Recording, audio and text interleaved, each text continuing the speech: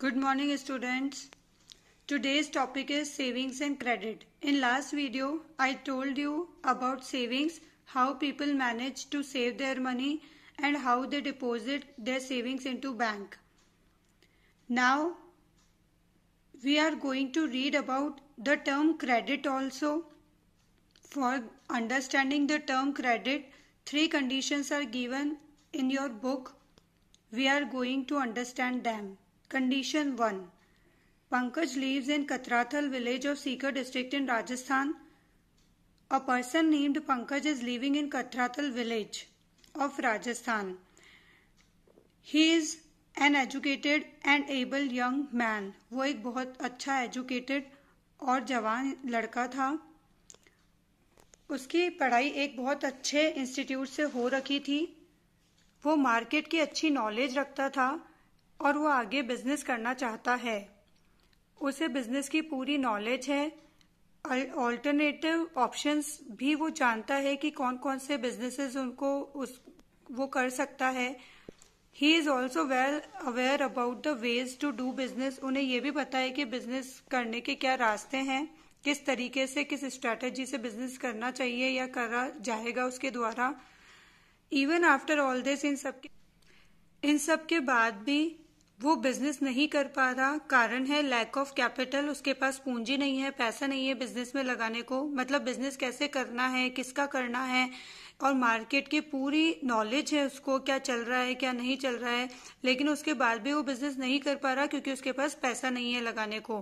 क्योंकि जो उसके फादर है वो एक छोटे से किसान है और वो फार्मिंग से जितना कुछ भी कमाते हैं वो उनके परिवार के लिए काम आ जाता है. उसके बाद उनके पास कुछ भी नहीं बचता कि उसको सेव करके वो उससे क्या कर पाए, बिजनेस करवा पाए अपने बेटे को. तो जो पंकज है उसके पास एक ही ऑप्शन बचता है. वो क्या ऑप्शन है? किसी से पैसे बोरो करना, उधार लेना. ठीक है, पहली कंडीशन आपको समझ में आ गई कि पंकज को अपना बिजनेस शुरू करना है. उसके पास नॉलेज सब कुछ है लेकिन क्या नहीं है, पैसा नहीं है. इसलिए उसको क्या करना पड़ेगा, पैसा बोरो करना पड़ेगा. सेकेंड कंडीशन दी हुई है संजय की. संजय जो है वो झुंझुनू डिस्ट्रिक्ट के राजपुरा विलेज के अंदर रहता है. उसके जो पेरेंट्स है वो बहुत ही ओल्ड हैं यानी बूढ़े हैं और वो ज्यादातर बीमार ही रहते हैं. वो अपने 3 ब्रदर्स और 1 सिस्टर में सबसे बड़ा है और अर्निंग पर्सन भी अपने घर में सिर्फ वही है. उनके पास 2 हेक्टेयर की छोटी सी जमीन का टुकड़ा है जिसपे वो फार्मिंग करते हैं, जो कि और उससे जो कुछ भी वो कमाते हैं जो कि उनके लिए फुलफिल नहीं होता. इवन उनकी जो घर की रिक्वायरमेंट है वो भी फुलफिल नहीं हो पाती. In order to satisfy all the needs of his family, अपने परिवार की सभी जरूरतों को पूरी करने के लिए it is necessary for Sanjay to obtain money. ये जरूरी है संजय के लिए कि वो पैसा कमाए या फिर पैसे को ऑब्टेन करे क्रेडिट के द्वारा यानी उधार ले. फ्रॉम एन इंडिविजुअल और अ फाइनेंशियल इंस्टीट्यूशन, चाहे वो किसी इंडिविजुअल से ले चाहे वो किसी फाइनेंशियल इंस्टीट्यूशन से ले, लेकिन ये जरूरी है कि वो अपनी फैमिली की रिक्वायरमेंट्स को पूरा करे. ऑब्वियस सी बात है, अगर किसी के घर में बेसिक रिक्वायरमेंट पूरी नहीं हो पा रही, फैमिली की जो नीड्स है वो पूरी नहीं हो पा रही, तो वो इंसान क्या करेगा, क्रेडिट ही लेगा. थर्ड कंडीशन आपको दिया है Nitesh and his wife Chandni lives in Jaipur. Nitesh और उसकी वाइफ चांदनी जयपुर में रह रहे हैं. नितेश बैंक में काम करते हैं और उनकी वाइफ गवर्नमेंट सर्वेंट है यानी दोनों कमा रहे हैं. और वो सेंसिबल स्पेंडर्स भी हैं, मतलब वो सोच समझकर ही खर्चा करते हैं. And they have also derived a good economic basis in heredity, यानी उनको पुश्तैनी पैसा भी मिला हुआ है, यानी उनका जो बैकग्राउंड है फाइनेंशियली वो भी बहुत स्ट्रांग है. They both fulfil there basic requirements. वो अपनी जो भी अर्निंग्स होती है दोनों की, उसका एक छोटे से पार्ट से, अपनी इनकम के छोटे से पार्ट से क्या कर लेते हैं, अपनी रिक्वायरमेंट्स को पूरी कर लेते हैं. तो ऑब्वियसली उनकी जो इनकम है उसमें से एक बहुत अच्छा पार्ट सेविंग्स का हो जाता है. Significant amount of their income remains with them in the form of saving.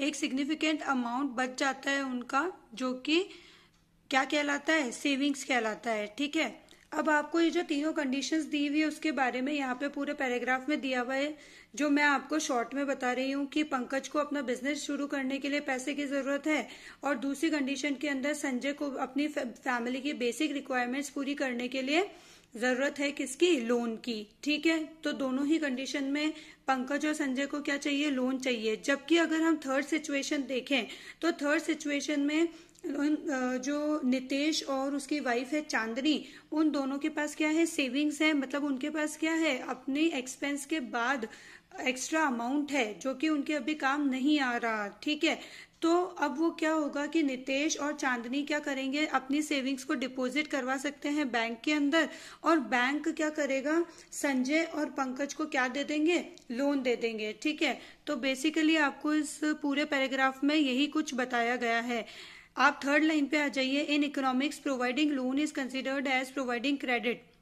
Economics के अंदर लोन देने को ही क्रेडिट कहा गया है। इन कॉमन डायलेक्ट, अगर मैं आपसे लोकल लैंग्वेज में बात करूं या लोकल डायलेक्ट में बताऊं, जो आम जो अपनी भाषा होती है उसमें अगर मैं बात करूं, the term credit denotes the importance of financial stability on the basis of which people और institution can obtain loan on the basis of promise of repaying it in the future, और दे कैन ऑब्टेन गुड्स और services without paying for them in cash. देखिए, बहुत ही easy definition आपको यहाँ credit की दी हुई है कि क्रेडिट का मतलब क्या होता है कि एक फाइनेंशियल स्टेबिलिटी एक इंसान की या उस इंस्टीट्यूशन की जिससे लोन चाहिए। देखिए, आप अगर बैंक में लोन के लिए अप्लाई करते हैं तो आपको बैंक लोन सिर्फ ऐसे ही नहीं दे देगा कि आप चले गए और आपको लोन दे दिया। आप क्या बिजनेस करना चाहते हैं उस लोन से, या आपका फाइनेंशियल स्टेबिलिटी कैसी है, आपका प्रीवियस जो रहा है, हिस्ट्री जो रही है, या आपका जो बैकग्राउंड है फाइनेंशियल, वो चेक होता है या वो देखा जाता है, उसके बाद आपको लोन मिलता है। ठीक है, तो एक इंडिविजुअल की फाइनेंशियल स्टेबिलिटी को देखकर ही उसे क्या दिया जाता है, क्रेडिट दिया जाता है। बैंक क्या देती है, क्रेडिट देती है अपने कस्टमर्स को। क्रेडिट मतलब क्या होता है कि जैसे कभी आपको, आप क्या हो, सपोज करो, एक एग्जांपल लेते हैं कि ना आप एक कस्टमर हो बैंक के कस्टमर, मतलब आपका अकाउंट है एसबीआई में मान लीजिए। ठीक है, अब आप वहां पर आप अकाउंट होल्डर हो वहां के। ठीक है, एकदम से आपको 1 लाख रुपए किसी को पेमेंट करना है। ठीक है, और अभी आपका जो अकाउंट है उसके अंदर कितने रुपए, 60,000 ही है, 60,000 ही है। ठीक है, आपके पास अभी 40,000 रुपीज नहीं है, लेकिन आपकी फाइनेंशियल स्टेबिलिटी को देखते हुए कि आप फ्रिक्वेंटली रुपए डालते रहते हैं, निकालते रहते हैं, या फिर आपका जो बिजनेस है, या आपकी जितनी भी फाइनेंशियल स्टेबिलिटी है कि आप कितने मतलब अच्छे हैं कि रुपए पे कर पाएंगे कि नहीं कर पाएंगे, उसे देखते हुए आपको एक क्रेडिट लिमिट दी जाती है बैंक के द्वारा। ठीक है, तो उससे क्या होता है, अगर आपके बैंक में रुपए नहीं भी है तब भी अगर आपको जरूरत है किसी को पेमेंट करने की, तो आप क्या कर सकते हो, पेमेंट कर सकते हो, लेकिन आपको वापस रिपे करना होगा। ठीक है, अगर मैं आपको आम भाषा में या नॉर्मल भाषा में समझाऊं तो आप ये समझ लीजिए कि आज अगर आपको कोई गुड्स और सर्विसेज की जरूरत है तो आप क्या करते हैं, किसी दुकान पे जाते हैं, है ना, वहां से गुड्स और सर्विसेज जो भी चाहिए वो ले लेते हैं और उसे बोल देते हैं कि आगे किसी डेट पे मैं आपको क्या कर दूंगा, पेमेंट कर दूंगा। ठीक है, तो वो आपको दे देता है, लेकिन हर कोई शॉप वाला दे देता है क्या, नहीं, या तो जो आपको जानता है वो देता है, या फिर आपकी जो फाइनेंशियल स्टेबिलिटी है उससे देखते हुए वो क्या करता है, आपको हाँ कह देता है। ठीक है, it is clear that in economics the term credit is use for loan financing. इससे ये साबित होता है कि इकोनॉमिक्स के अंदर क्रेडिट का मतलब है फाइनेंसिंग, यानी लोन फाइनेंस करना, providing finance for loan. On one hand one party purchase goods in the process of exchange, on the other hand another party sales them. ठीक है, यानी एक जगह पे इंसान गुड्स खरीदता है और दूसरी जगह पर इंसान अपनी सेल करता है। ऑब्वियसली एक बेचेगा तभी तो दूसरा खरीदेगा। Sale and purchase are 2 parts of one transaction. किसी भी ट्रांजैक्शन के 2 पार्ट होते हैं, सेल और परचेज। कोई बेचेगा नहीं तो कोई खरीदेगा कैसे, और कोई खरीदेगा नहीं तो कोई बेचेगा कैसे। यानी एक ट्रांजैक्शन सिर्फ तभी हो पाता है जब सेल और परचेज दोनों हो। इन द सेम वे, इसी तरीके से वन पार्टी ऑब्टेन क्रेडिट, एक पार्टी क्रेडिट उठाती है और लोन इन फाइनेंशियल और credit transactions while another party provides credit. Obviously एक इंसान लोन लेती है, ऑब्टेन करती है, ठीक है ना, पैसा उधार लेना जिसे कहते हैं। ठीक है, वो लेती है, फाइनेंस करती है लोन को, तो दूसरी पार्टी उसको लोन देती है। ठीक है, in the same way one party obtains credit, ठीक है, एक लेती है, और while another party provides credit, finance और लोन को प्रोवाइड करवाती है। In this way the amount of money obtain from a loan is equal to the amount of money given in the form of credit. Obviously in this way the amount of money obtain, obvious है ना कि आप जितना उधार लोगे उतना ही तो सामने वाला आपको देगा, तो मतलब जितना मनी आपने ऑब्टेन किया है लोन के रूप में वही अमाउंट देने वाला सामने वाला देगा। यही मीनिंग है इस लाइन का, the amount of money obtain from a loan is equal to the amount of money given in the form of credit. मतलब अगर मैं आपसे बोलूँ आपने क्रेडिट पे कितने रुपए लिए हैं, तो जितना अमाउंट आपने लोन का लिया है वो क्रेडिट कहलाएगा। जैसे मान लो आपने बिजनेस शुरू करना है, आपको 5 लाख रुपए की जरूरत है, आपने बैंक से लिए, मैं आपसे पूछूंगी बैंक ने आपको कितना क्रेडिट दिया कि 5 लाख दिया, और जरूरी नहीं है बैंक ही, कोई भी फाइनेंशियल इंस्टीट्यूशन या इंडिविजुअल आपको वो अमाउंट दे सकता है। जैसे किसी गाँव में कोई सेठ जी है, बहुत पैसे वाले हैं, आपके पास पैसा नहीं है, आप गए, आपने बोला कि भाई ऐसी ऐसी बातें मेरे को बिजनेस करना है, वो आपका पूरा प्लान देखेगा, उससे ठीक लगता है तो वो आपको क्या देगा, क्रेडिट पे रुपए देगा, मतलब उधार देगा, लोन देगा।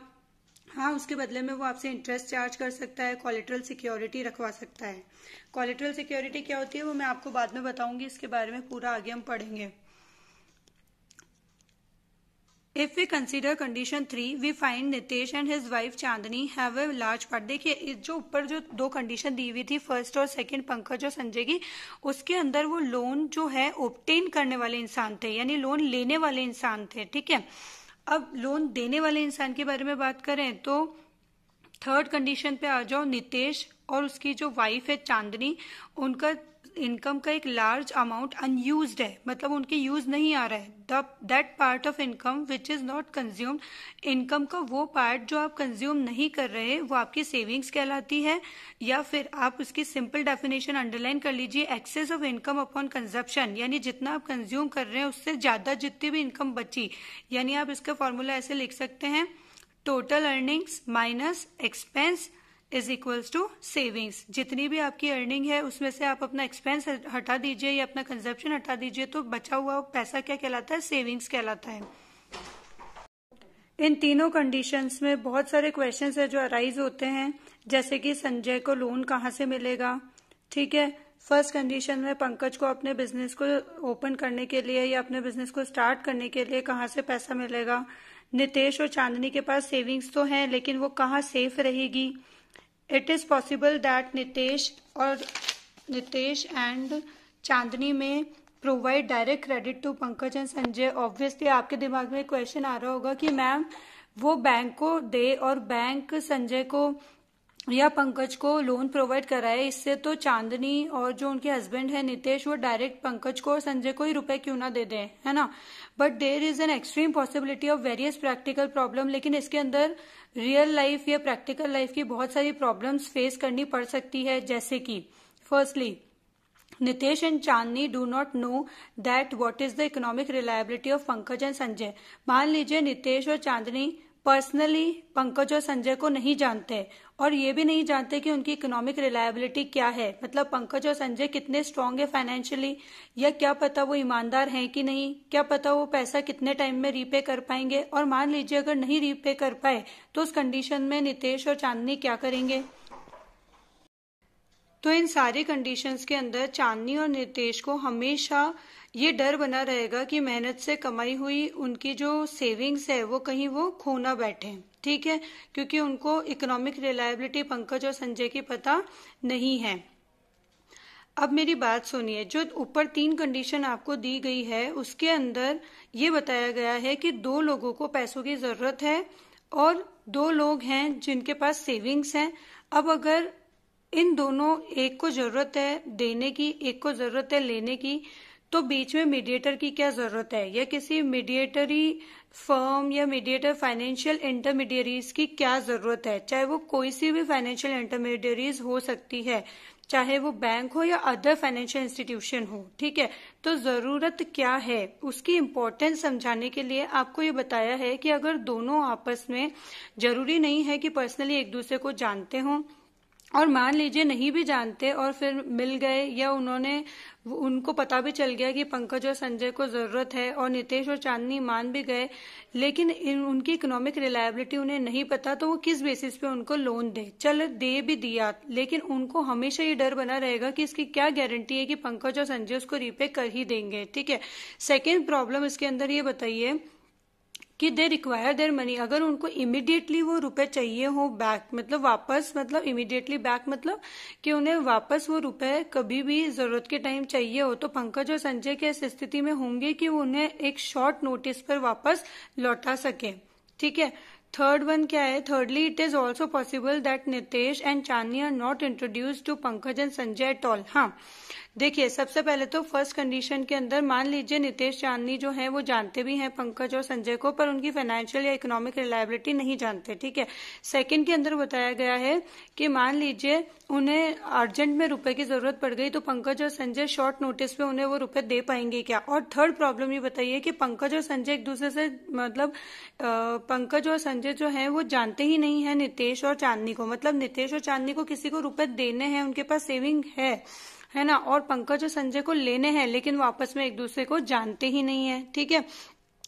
Actually, one who provides the loan and other who obtains the loan are two individual parties and an anchor is required to join both these parties। देखिए जिस तरीके से एक ट्रांजैक्शन में सेल और परचेज होती है तब जाके वो ट्रांजैक्शन कहलाता है। जब एक बेचेगा तो एक खरीदेगा, एक खरीदेगा तो एक बेचेगा, बिल्कुल वैसे ही एक लोन लेने वाला तब लोन लेगा ना जब एक लोन देने वाला होगा। ठीक है। और जरूरी नहीं वो आपस में एक दूसरे को जानते हो, और उन दोनों के कॉन्टैक्ट के लिए एक प्लेस होना जरूरी है, और इसीलिए उसी बीच का काम कौन करते हैं, एंकर्स करते हैं, वो ही इंटरमीडियरीज कहलाती है, फाइनेंशियल इंटरमीडियरीज। मतलब आपको इस कंडीशन से आपको ये समझाया गया है कि क्यों एक फाइनेंशियल इंटरमीडियरी की जरूरत है लोन देने वाले को और लोन लेने वाले को, क्योंकि लोन देने वाला भी लोन लेने वाले को जाने जरूरी नहीं और लोन लेने वाला लोन देने वाले को जाने ये भी जरूरी नहीं।